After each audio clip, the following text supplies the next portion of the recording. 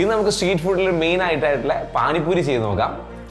കടലമാവ്, അല്പം ഉപ്പ്, സോഡാപ്പൊടി, ഓയിൽ, അല്പം വെള്ളം ചേർത്ത് നല്ല രീതിയിൽ മിക്സ് ചെയ്യാണ്. പാനിപ്പൂരിയുടെ ഗാർണിഷിനായിട്ട് പൂന്തി തയ്യാറാക്കാനായിട്ട് അരിപ്പത്തവി വെച്ച് ഫ്രൈ ചെയ്തെടുക്കുകയാണ്. ഈ ഒരു പരുവത്തിൽ നമ്മൾ ഇതിനെ ഫ്രൈ ചെയ്ത് മാറ്റിയാണ്.